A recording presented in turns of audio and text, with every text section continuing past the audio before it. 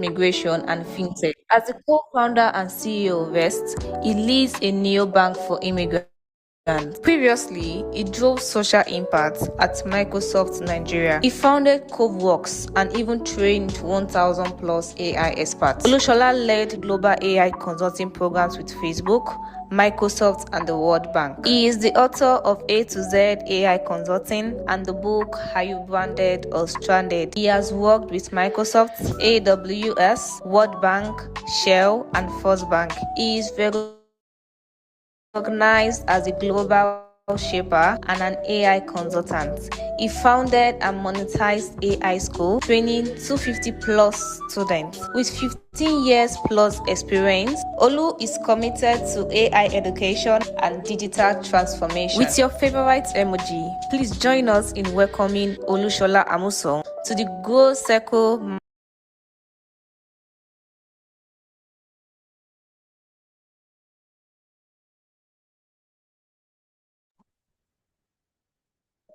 Good evening, everyone. Can you hear me?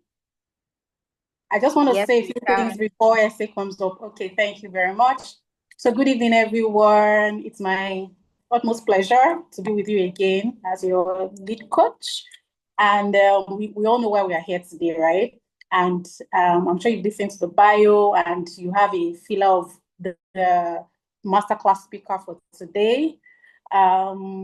For everyone here who has been part of the 90-day accountability program cycle 3, one of our core mantra has been a dream without execution is just hallucination. So today is about learning how not to hallucinate, right? And even scale your idea on a global level. So, and I'm sharing with you today one of the most driven persons that I know in the whole wild world. This is someone that I know personally and I've seen.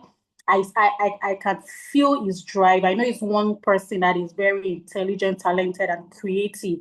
And I'm sharing him with you all here today. And I want you to please pay close attention. He has only 30 minutes for a session and then a short while for Q&A. So please leverage this moment to learn as much as you can.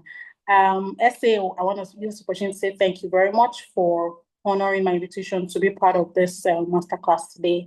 And we are grateful to have you. Over to you now, SA. Shola, can you hear me? Loud and clear.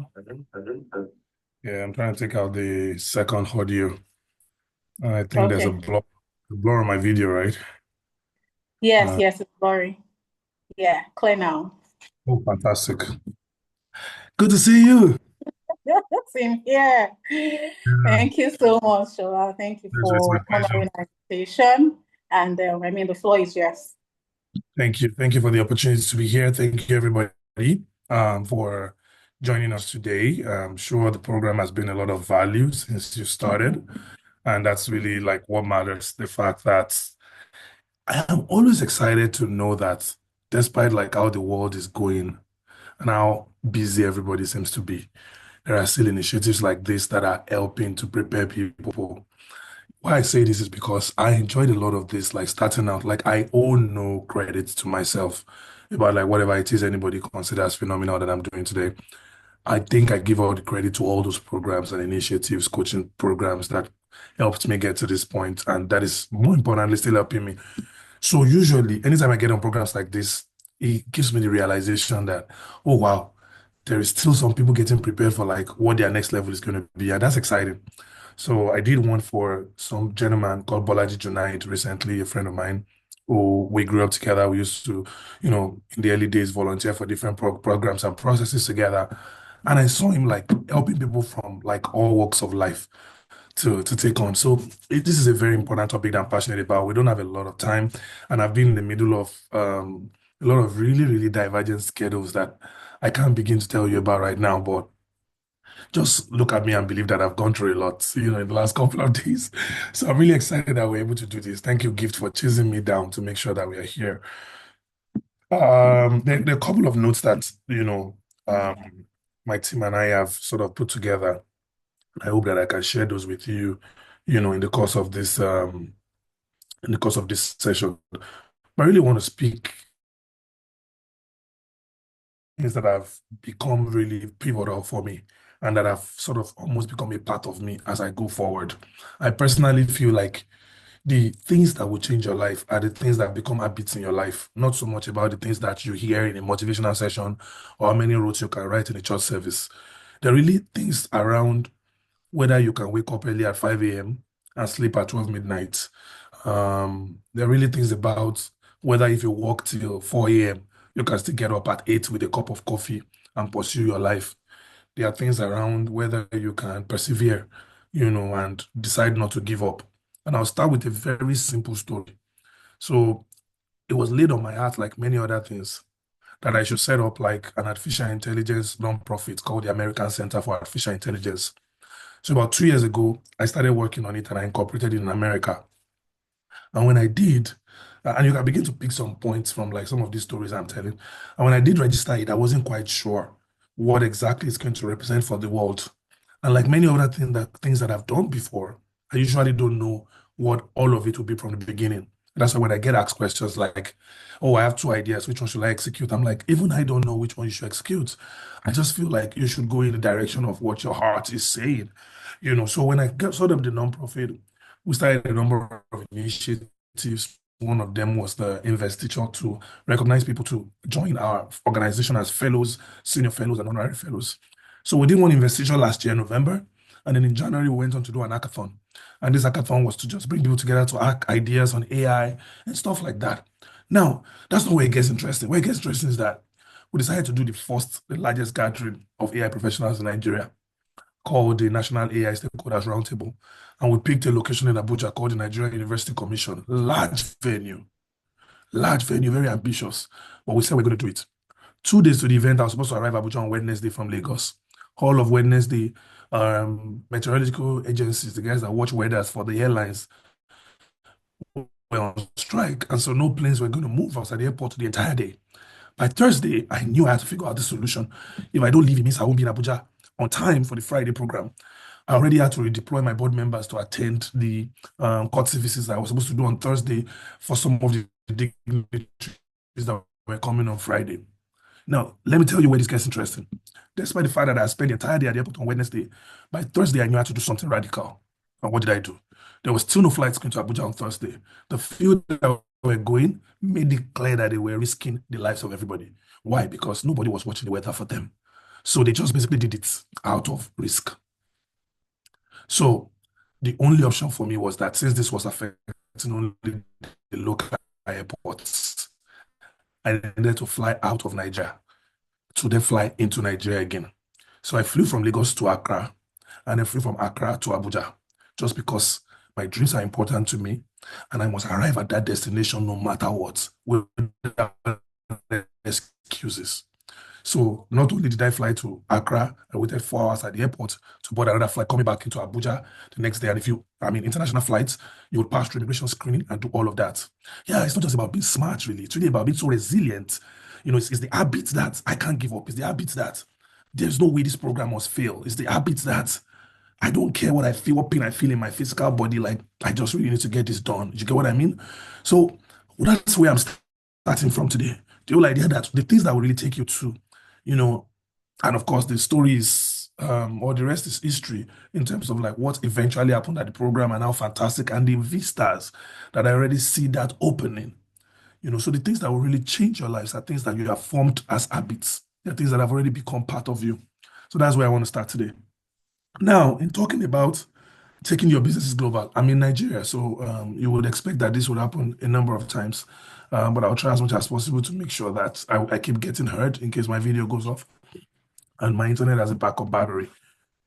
So basically, launching a global enterprise. I'll give you a few stories that, essentially demonstrate my own journey in launching a global enterprise from Nigeria. And even after I got like out of Nigeria, how I have seen this, and hopefully it can help you guys when you begin to think about taking your enterprises global. Now, the first thing is that it starts with thinking global. You yourself must be somebody who even believes that there is a need to take your business global. The masterclass is fantastic, and the coaching circle is obviously awesome, but as a person, you yourself must make up your mind and say that, hey, I've thought about this, and I believe that being global is an imperative. It's not an option. It is an imperative. I see one of the familiar faces I know here. She's a proprietor of a school. The school is great, it's doing well.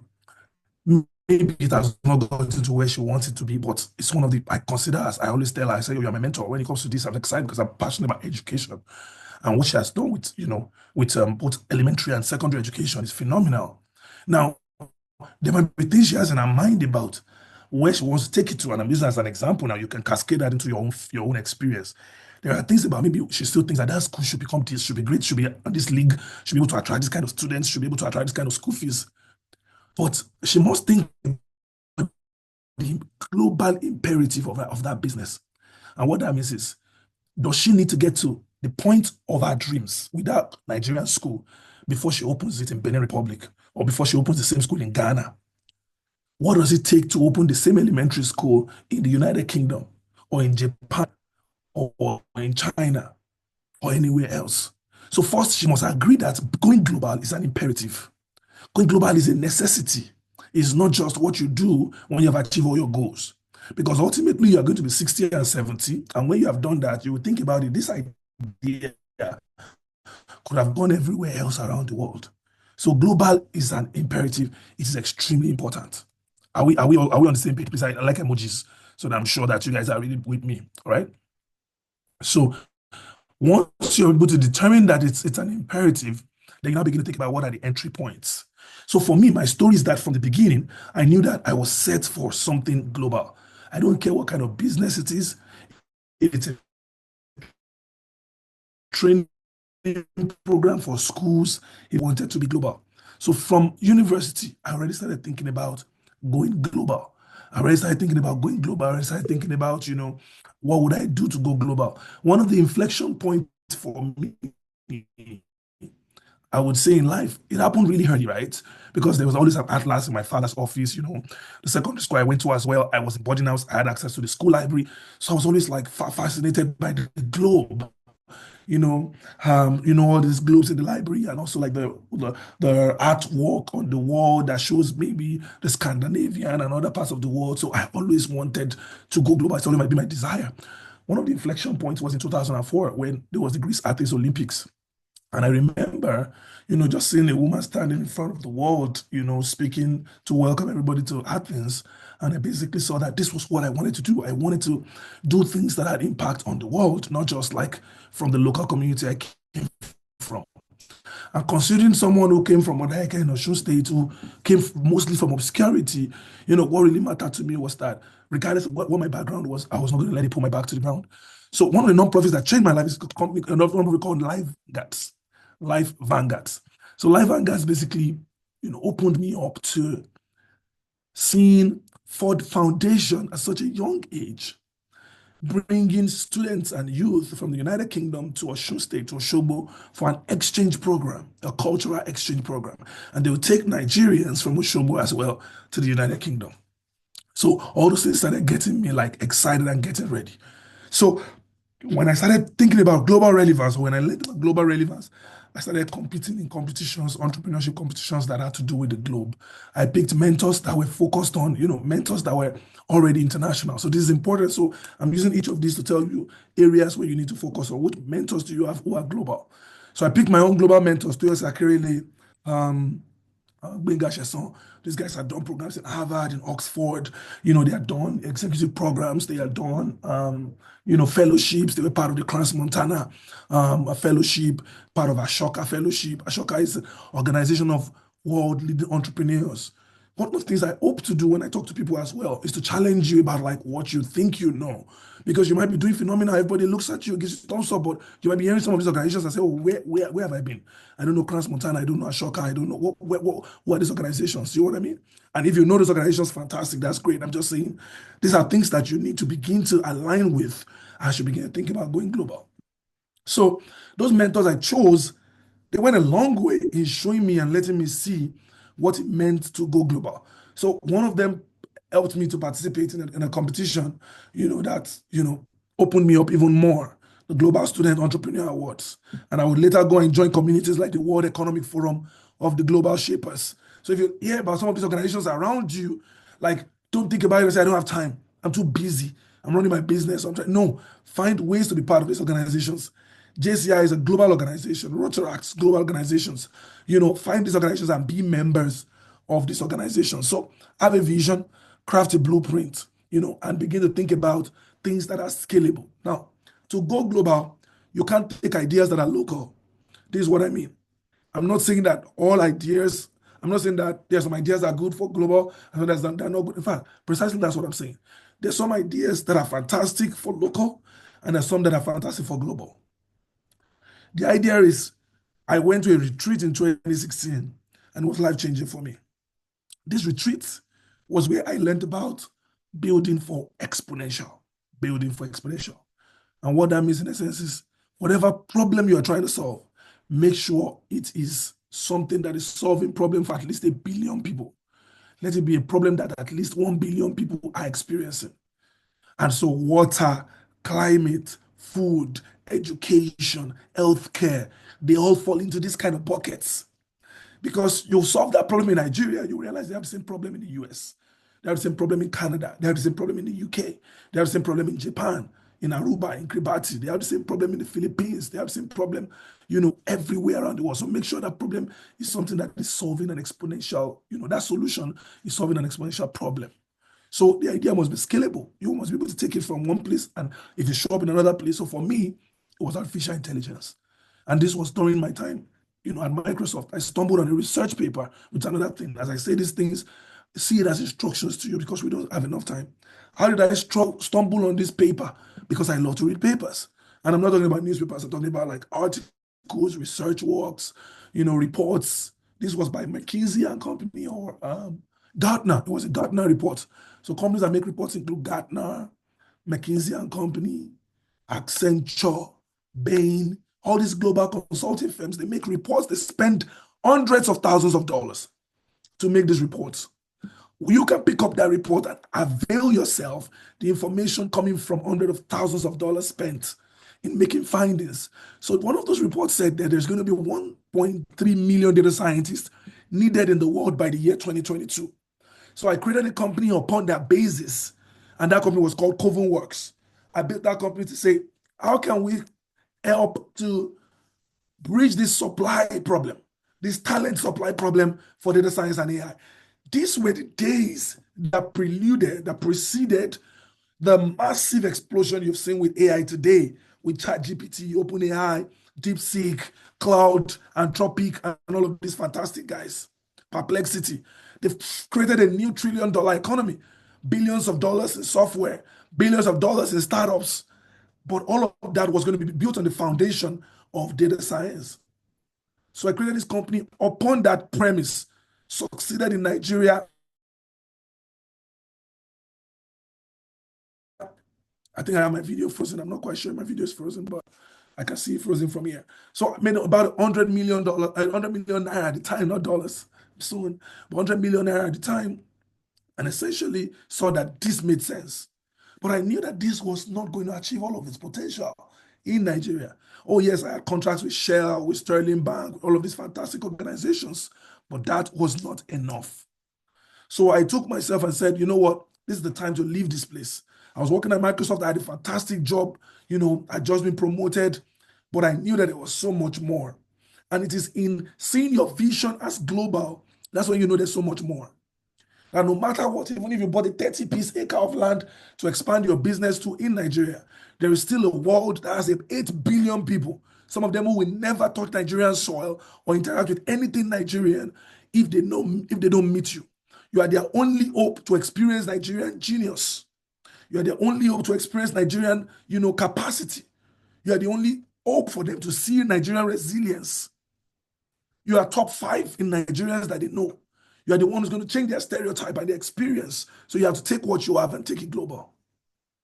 So I got this very interesting visa called the O1 visa, which any of you in this room today as entrepreneurs, coaches, founders, business people, who have enough interest in capacity building to be part of the growth circle, there's a very strong chance that you qualify for this visa. So I went on, got the O1 visa and moved to the US, except that I didn't actually move. Now, the difference between somebody who is trying to escape and someone who's trying to go global is that they don't destroy their roots and where they're coming from. They don't kill the businesses that they were running that took them global because they're not trying to escape. What they're trying to do is to get access to a market and bring the value in that market to headquarter back at home. So when I moved, I created a company, Coven Works in the US as well, incorporated it. And there are tons of ways to incorporate it because I don't want to give you rhetorics without telling you the specific ways that you can go ahead. I registered my own company through Stripe Atlas. Stripe is STRIPE, Atlas is ATLAS. So I registered to Stripe Atlas at the time. There are many other companies that register businesses today. There is Norebase, Nore Base. There is First Base, FIRST Base. There is Magnet that's owned by my brother. So you can register your own company without living in America. You can register a US company. But so taxes, so why are you always thinking about the problems? Why have you not thought about the opportunities? There are taxes everywhere in the world. So people say, oh, if I start a business there and nothing is happening, they're going to make me pay taxes. No. If you have not made money from it, you don't need to worry about taxes. And if you have made money from there, why shouldn't you pay taxes? You should. You should. You pay taxes based on the commensurate value of what you have created. But many people, you're used to just running a business and spending all of the money. Taxes are part of the cost of doing business, and you can pass it on to your customers as well. So incorporating a business in the US or in the UK or in Canada, which essentially, why are we talking about only these 3 countries? Why not Japan? Why not Singapore? Why not Dubai? We can talk about all of those countries, but we typically want to make examples of countries that are considered first world countries and that a lot more immigrants go there. Oh, people say, what's the big deal about America? Oh, America is a big deal. It has the highest number of immigrants in the world, 45 million immigrants. That's bigger than the size of Ghana in population. 45 million immigrants. That's almost the population of that's 2/3 the population of South Africa. Are people that live in America who were not born in America, who are not from America. So that country has created the most unique opportunity on the planet to create value because they've seen that that's the model that helps them. Think about it. Who is the founder of Google? The co-founder of Google, Sergey Brin, is not even originally American. The CEO of Microsoft, Satya Nadella, was not originally an American, he's an immigrant, right? Sundar Pichai, CEO of Google, who moved to America as an immigrant, as an adult. Elon Musk, the richest man in the world, the body of the president right now, was not even born in America. He went there as a graduate student. So think about all of this. That is a country that all of its value, all of the things you appreciate the most about that country was built by immigrants. Is it NASA? Is it Coca-Cola? Is it PepsiCo? And all of that. So think about it. This is really what made America a destination of choice. Same way the UK, you've seen what Canada has been doing the last couple of years, opening doors for people. Yes, they do all of these immigration policies. The people they are fighting against are migrants, not immigrants. There are 2 different groups. You may never have thought about the difference between those 2 things, immigrants and migrants. So because of our time, registering a business in the US or in that country where you're trying to go global to is very, very important. Now, in registering that business, understand the several ways that money works. Somebody say money works. We're not in church, so you can echo back. But money works. Understand how money works. Don't go into a new country and be trying to struggle. Think about all the ways money comes. Money can come in through debt. Debt is DEBT. Money can come in through venture capital. That is raising money with the promise that you will return 100x of the value of what you received. Money can come through bootstrapping, which is you maybe working somewhere and using that money to build what you're building. I bootstrapped at some point because when I got back to America, I actually joined Microsoft again and I made a lot of money from that as well. So understand how money works. Venture capital, don't be about, oh, I want to own all of this. No. I want to own all of this. No. Don't say, oh, this has to be all. Give 45%, give 20%, give 10%, give 5%. Of course, learn exactly how to do that. So don't just give your company away. Learn exactly how to do that. I'm going to use my sister again as an example, who owns a school. Let's say you're trying to set this up into a group, and now you want to go from that even to tertiary, or to you're looking for a polytechnic license, or you want to have a chain of secondary schools. There's nothing wrong in access, nothing wrong in Stanbic IBTC holdings, nothing wrong in ES holding by Tony Lumelu to own 20% of the entire school holdings. Nothing wrong in that. That's how you take your company global. There are many, many, many examples you are seeing in the world today that they didn't all bootstrap, and it's not all their money. You need to understand how money works. When you think about bootstrapping, debt, finance, venture capital, initial public offers, IPOs, investment syndicates, angel networks, there are always that you can get this done. Also, brand building is important. You have to think about what you're taking global must be something that has a strong brand identity. First, you set a mission that is truly strong, a mission that demonstrates that this is not just to make a couple of millions for the founders. Your goal is to change the world. Your goal is to, to create jobs in countries where you're not even from. It's to create value in places. A friend of mine and I were talking about Bill G yesterday, and we're talking about how such an impact is created. Bill Gates has created impact so much more that he can say that single-handedly almost eradicated polio entirely. That's the kind of life you want to live, writing off the death of an entire country. That when you appear in Burkina Faso, or you appear in DR Congo, or you appear in Senegal, you ask your chief of staff and say, what impact have we made in this country? What have we done? How many schools did we build here? What have we done? And going global doesn't have to go in the direction of going to the West alone. Your green passport can take you to about 50-something countries. 16 of them in the coast of West Africa alone. ECOWAS countries, about 16 of them, including Senegal. So you have to go to Gambia and go and see what is going on there.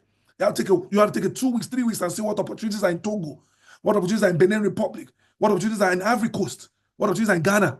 Our company today, we knew that geographical expansion is something we can use as an advantage over many people. Many people are still like, oh, I'm not done. Let me use the word business people do. I'm not done chopping Nigeria. I'm not done eating Nigeria's opportunities. Where am I going? No, that's not how it works. If you want to be resilient, you can't allow the Naira to determine the direction of your life. You can't allow the Naira to determine the direction of your life. I'm trying to move as fast as I can right now. You have to really, really accept that your life cannot be determined by the Naira. There's a note that my colleague provided, gift. She's going to share it in the chat so that you guys can read through it, because I'm talking off point completely, but this is what my spirit really wants to share with you. But you can read that note for those of you who like to read, just to be able to see some other points that we researched and gathered for you. But it's really, really important for you to see that you are not made for Nigeria alone. So, and how to start is, if you can't fly, take a bus, take a road trip, stop at Benin Republic. Second day, stop in Togo. Third day, stop in Ghana. Then if you want to move forward, go to Ivory Coast. You will see how much of your worldview changes just because of that trip you take. If God has blessed you, go to Europe. Go to Europe, spend some time from Brussels to Paris. Go around. From Paris, go to Eastern Europe, go to Albania, go to Lithuania, go to Estonia, and see how small communities, and see the value. See how you can create a coffee shop in Nigeria and take it global. See how you can create a juice, a drink in Nigeria, and you can take it global. The formula of your drink, don't always think about going global as export. Come on, somebody say, don't always think about going global as export. It's not always export. Coca-Cola is not being made in America and exported to Nigeria. No, the formula has been provided in Nigeria, licensed and bottled in Nigeria. You can create a drink idea that does not necessarily need to be exported to Estonia, to Lithuania, but you will license it to some people there. They are global business expos that when you go to, they will allow you to pitch and you share your idea and ask people who want to license it. There are franchises today in Nigeria that have come from all over the world. Imagine if Bill Gates thought that the best of his ideas had to stay in America alone. He won't be who he is today. So you must think about that and be really serious about it. In building borderless enterprises, there are digital tools, some of them including AI tools that can really help you. to find out what the laws of different countries are, tools for collaboration. We have a team of 72 people, 5 countries, and I have to speak to them every 2 weeks. I have to speak to the leaders every week, every Tuesday. I have to speak to everybody in the company every other week. And at the end of every month, I still need to speak with them. And once in a year, I have to see all of them in one place. So tools that are collaboration tools will help you to think about this. I was talking about how I knew that we were going to be able to use Vesti to outperform many other companies because they still have the barrier. And I pray that something removes the barrier from your mind today. The barrier that you think you can't go global. Don't worry yourself. You've tried the US embassy. Unfortunately, they didn't give you the visa because some things happened. Don't worry. Go and get an Egyptian visa. Go to Cairo. See how your mind will change when you go to Sharm el Sheikh. Go to Dubai. Spend some time in Qatar. Spend some time. Don't just do tours. Spend some time. Visit government offices. Try to understand how things work and see ideas. See brain waves that will begin to come to you. See things that your spirit will begin to open up to show you. So it's very important. So when we registered Coven Labs in America, I started doing tours around the country. I would host small workshops. And from those workshops, I would get software geeks to build software for people. He helped me to understand culture, helped me to adapt culturally from a business standpoint, to be able to see that, okay, this company I'm building right now, the time for it has not really come. And that's what made me to put it in stealth mode.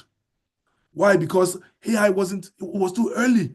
I'd written a book in 2020 on artificial intelligence consulting, where many people didn't even understand what artificial intelligence was at the time. So, but we kept going. Of course, we got into an accelerators. Accelerators are very important when you're thinking about expanding your business. There are social entrepreneurship accelerators. There are business accelerators as well. So you'll get yourself into these accelerators, and the goal is that they will change your mind, but it will also allow you to expand to each of these countries. So I will give you an example. This is supposed to be like a 4 hours masterclass, but we are too busy in our world today that we don't have time to share with each other. And that's why I encourage you guys for Growcircle, maybe for the next one, consider 2-3 days retreat away from where people are not distracted, because we need more time to sit with people to really learn their journey, to really understand what they have done.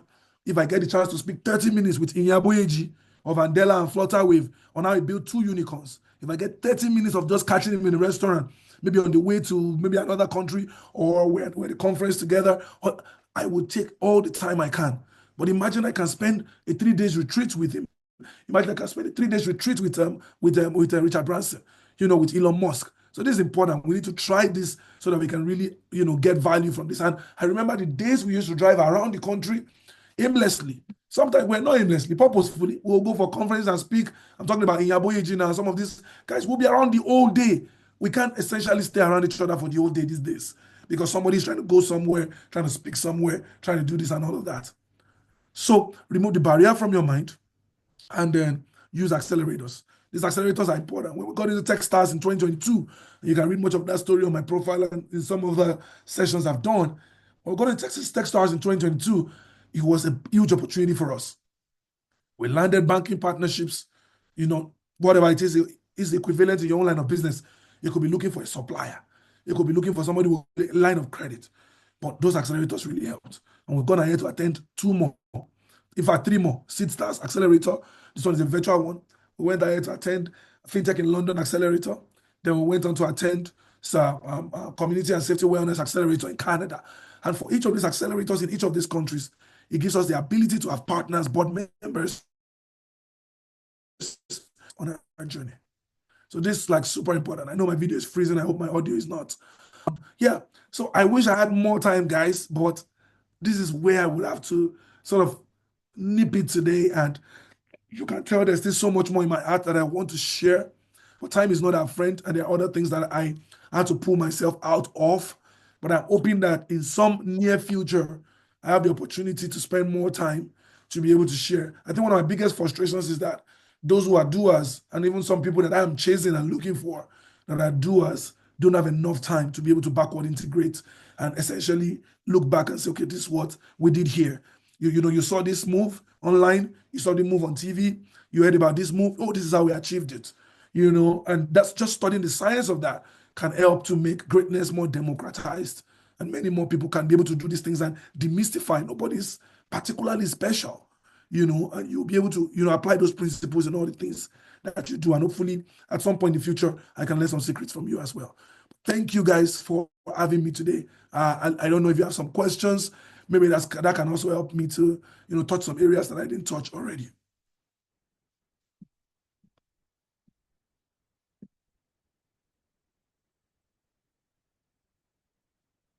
Admin, can you help us moderate? Thank you.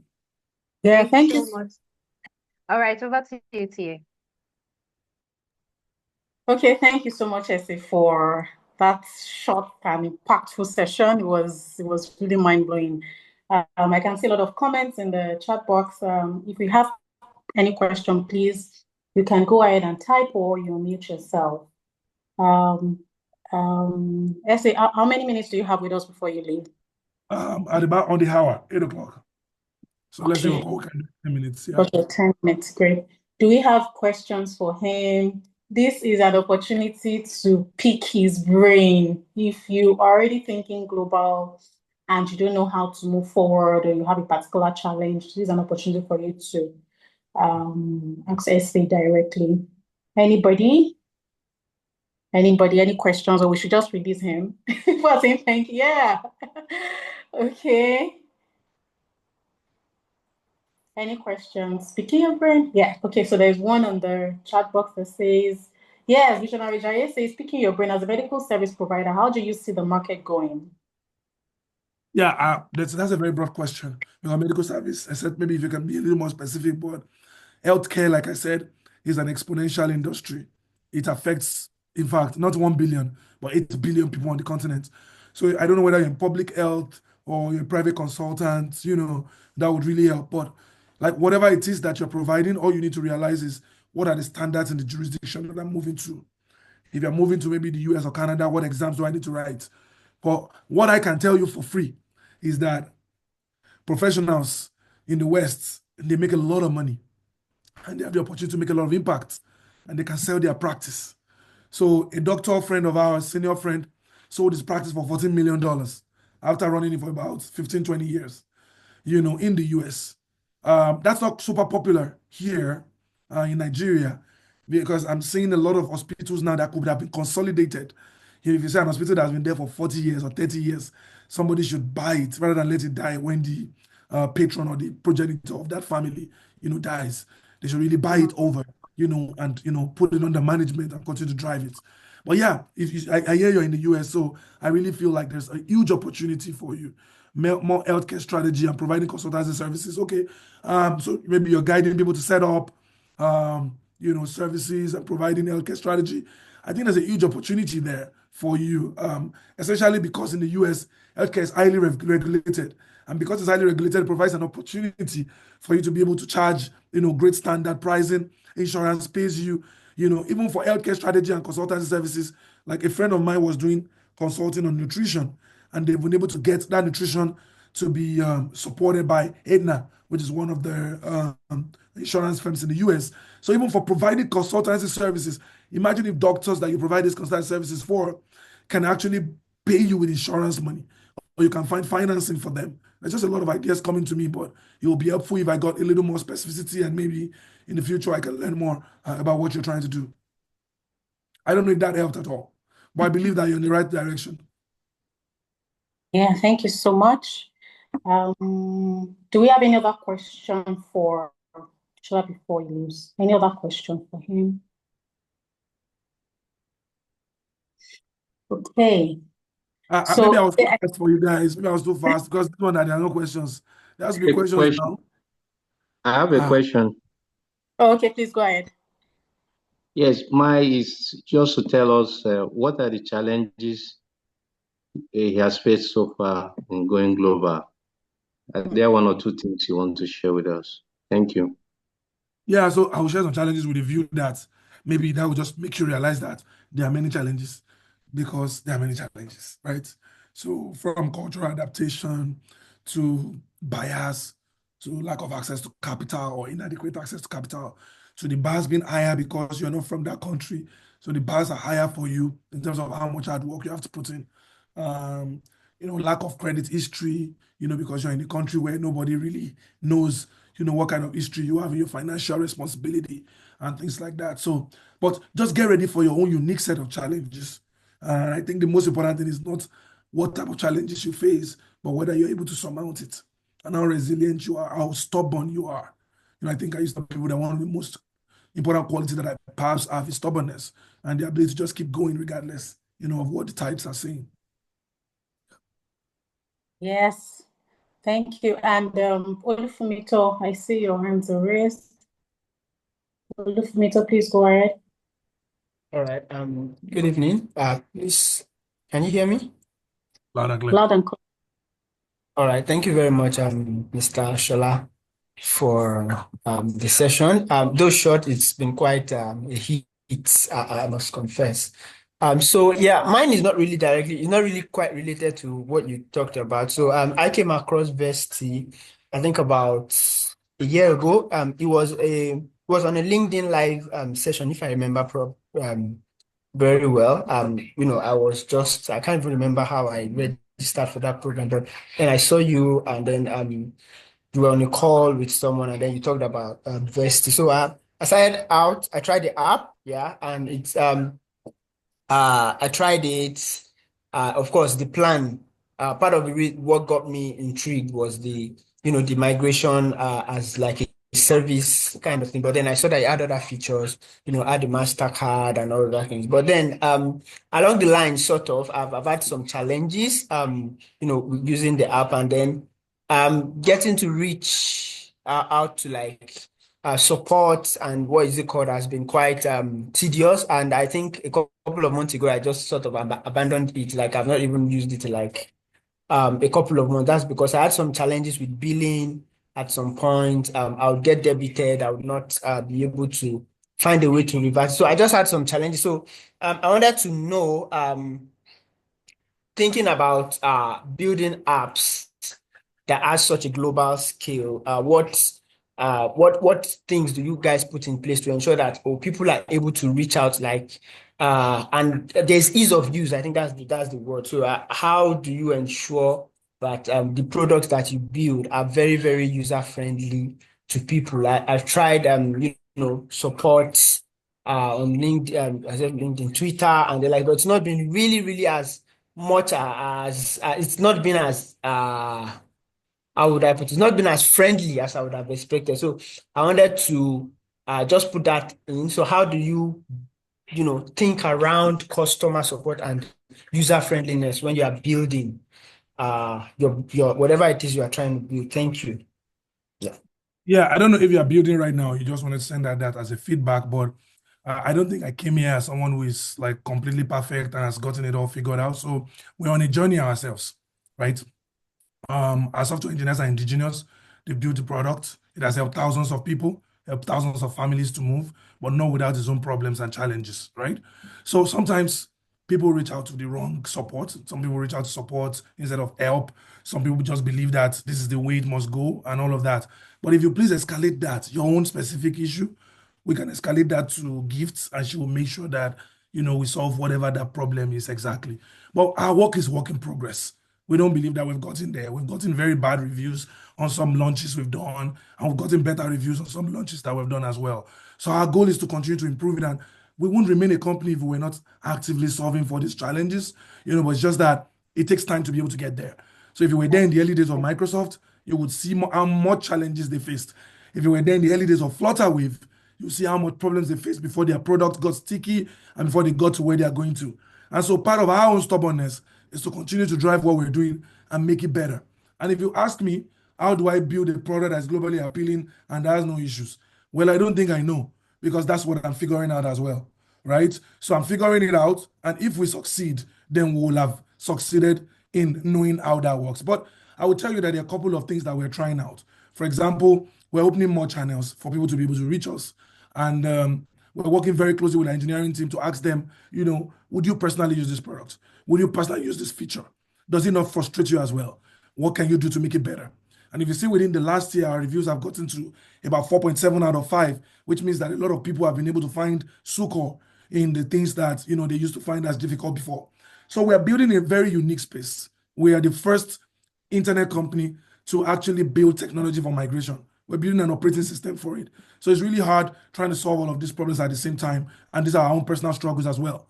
So if this is intended to be able to say, okay, how do I get help? Or if I call this out, I'll be able to get help. You've gotten my attention. So Gift is going to help, and it's going to make sure find out what exactly happened. And I'll also call you out if you made some mistakes. For example, let's say you've been reaching out to the wrong email, or some people miss letters and things like that. But I know that's not your case because you sound very lucid. So they'll find out how they can help and solve the issue. And I promise you, our goal will be to continue to improve the product, to make sure that more people can find it helpful. All right. Yes, thank you so much. I say, Fumito already responded in the chat to say thank you very much. And I'm sure I can link him up with Natasha or Gift afterwards to get his problem solved. Thank you for your time. I know you have to go now. In case you have more questions, please just drop it in the chat box.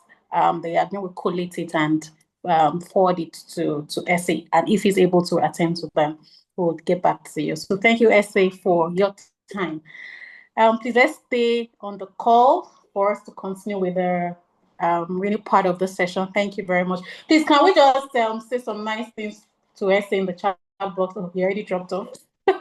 Alrighty. Thank you. So we are here. How was it? How was that session? My head was just buzzing. I mean, one of the key things that stood out for me is the need to think outside of exportation, right? There are other avenues whereby we can still make our products really go global. I'm going to send the recording of this masterclass for you to listen over and over again. I guess he had to rush a lot of the things he said, but when you listen again, I'm sure you're able to pick one or two things. But before then, can you please put in the chat box how it was for you? What stood out for you? What are you going to do differently? What stood out for you in this particular masterclass? How was it? Chine, over to you now.